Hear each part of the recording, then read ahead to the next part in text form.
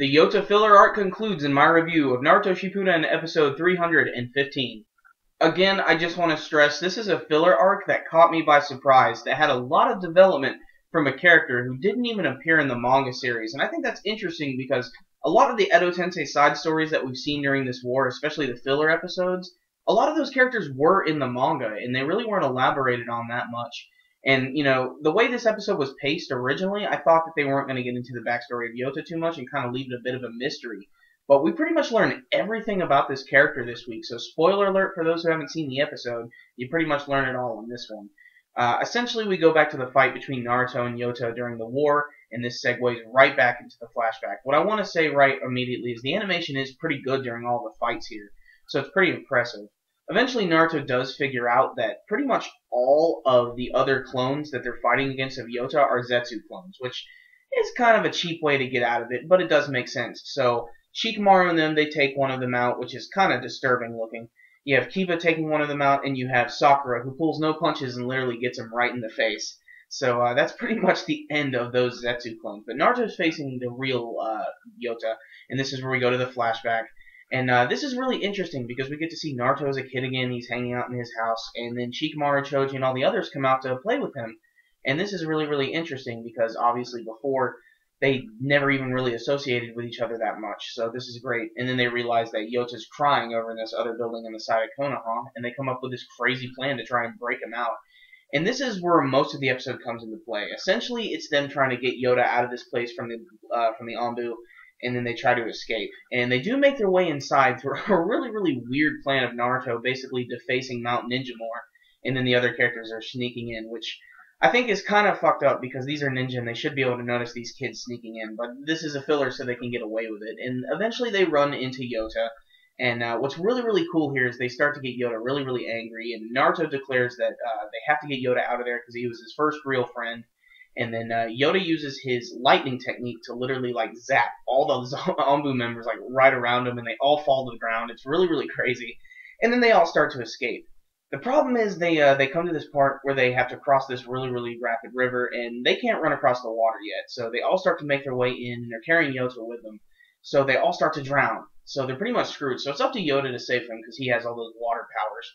So for the most part, all the characters are saved and everything. The problem is Yota doesn't look like he's going to survive. But there is a twist to this, something that is pretty interesting and something that a few people have theorized in the last couple of episodes. So Yota dies right there, the characters feel bad about it, and he sort of erases their memories of him. And this is when we go back to the point where Naruto doesn't really have friends anymore, everybody neglects him, and you know, you can see a little bit more time has passed in the academy. He has his goggles at this point. And that's when we get the big story about Yota himself. Now, everybody's probably noticed he's a weird-looking character, especially his eyes. And we finally learn why in this episode. Apparently, Yota was always an Edo Tensei, even as a kid at the time.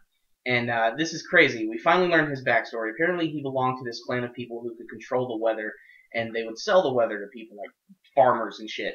So, one day, Yota got sick, and he died.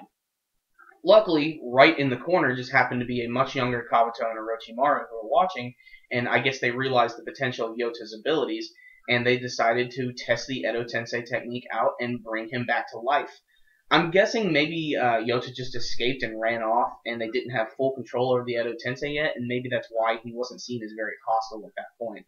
But that definitely explains why his eyes look so freaky. So the entire time he was always an Edo Tensei as a kid, so I think that's really freaky how basically Naruto and his friends were playing with a dead kid like back when they were younger. It's really weird.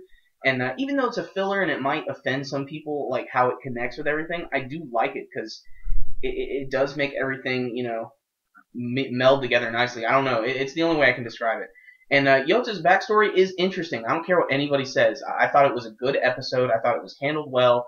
The animation was decent. Some of the artwork was wonky at times. Like the first time you see Sakura in this episode, her face looks like really messed up. But after that, they fix it up. So, you know, it's pretty typical for a long-running anime series. It wasn't a perfect episode, but it was a great conclusion to this Yota arc. So I'm going to drop a 9 out of 10 on this one. Similar to last week, it was another really good episode, and I thought it was just a decent episode. You know, a lot of people aren't going to like it just because it's filler. But I thought the characters were good. I thought the artwork was good. I loved all the old music, and I love how they're tying it into what's going on right now. So, you know, Maybe I'm just a fan of the series. I don't know, but that's just my opinion, guys. But I'd love to know what you guys thought about this one, because I know we have a few more filler to go through. Next week's one looks like it's going to be interesting. It looks like it's going to involve Shino. And come on, guys, Shino never gets to do really anything, so this is a good opportunity for him. But this episode right here, 9 out of 10, how did you feel about it? Let me know in your comments below. And you guys know the drill. Before you leave, make sure and hit that like button so you can give this video a thumbs up. That concludes this one today. We'll see you next time. SuperKamiGuru9000, out. Hey guys, I'm going to give a shameless plug-in to one of my videos right now. If you guys look over here, you should check this one out. It's my most recent review on Attack on Titan. It's episodes 4 and 5. You should definitely check it out. It's a great series.